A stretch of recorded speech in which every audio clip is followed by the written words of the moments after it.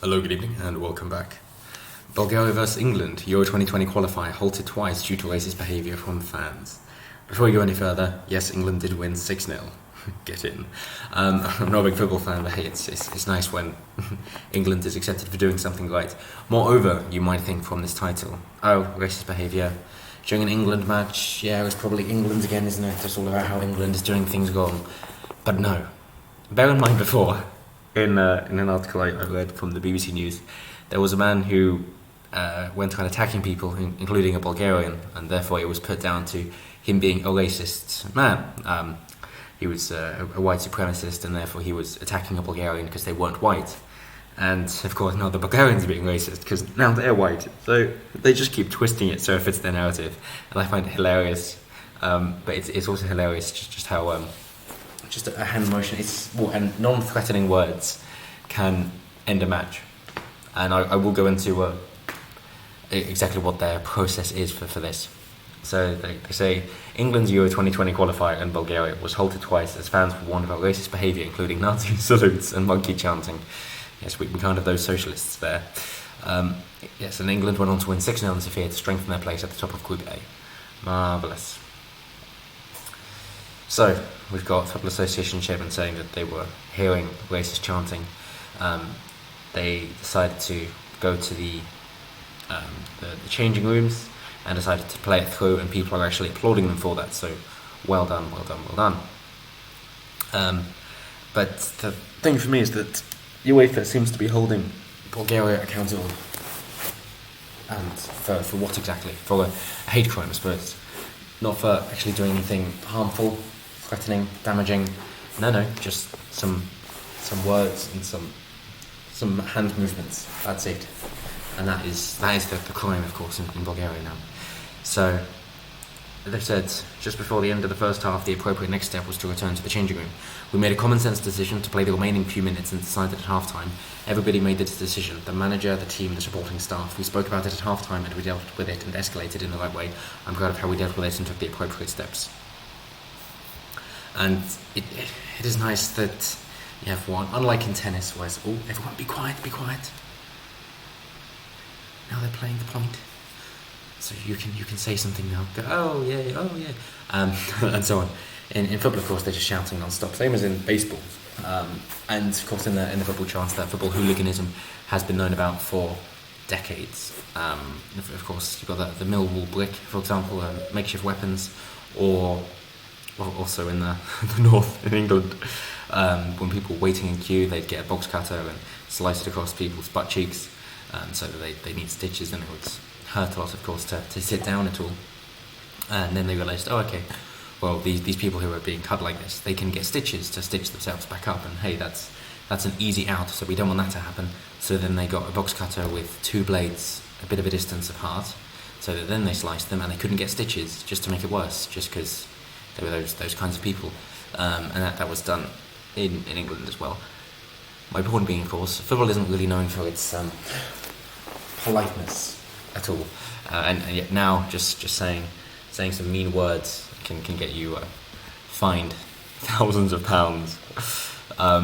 So let's see. Southgate held a meeting with his players over the weekend to underline the UEFA three-step protocol in dealing with racist incidents, but the subject provoked an angry response from the Bulgarian football authorities. So basically, they provoked them and they did it.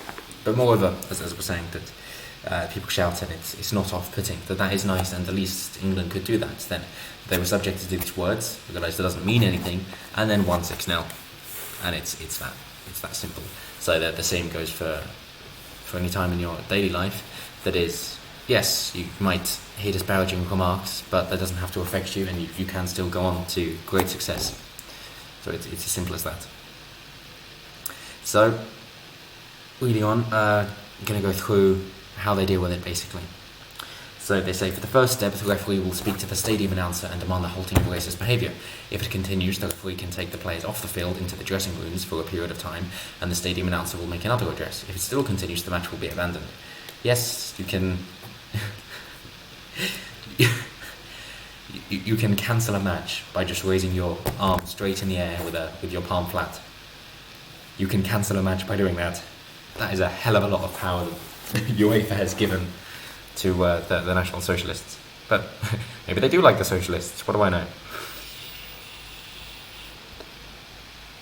So, let's say England's faced trouble in Morocco before, and basically what happens to people who are responsible, as they go on to say, and as such called past it. Okay, and they go into mentioning fines. Sorry, Montenegro and Morocco. So they say Montenegro's punishment for the abuse received was to have 2 home games played behind closed doors and a fine of €20,000 or £17,000.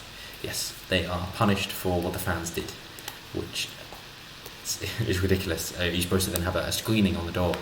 It's like, please put an X in this corner to say, are you racist, yes or no? If you put a swastika in the yes box, then we can safely assume that you are. I get taken down just for saying that. Maybe I should just continue saying National Socialists instead, because I hear YouTuber likes those words instead of what they're more colloquially known as.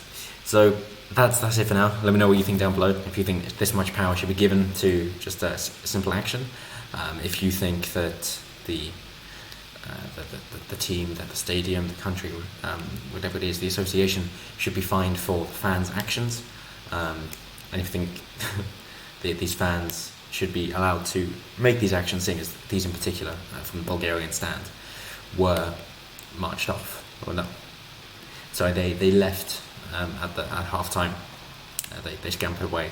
So as far as I can see, nothing happened against them except for the Bulgarian manager or coach, captain, was shouting at them apparently in the halls, condemning what they were saying. And that is all that happened to them. So, okay. So they say the first half. At the end of the first half, Bulgaria captain Ivan Popov was seen in a heated debate with a section of home supporters near the tunnel, while the rest of the players headed for the dressing rooms for half-time. There we are.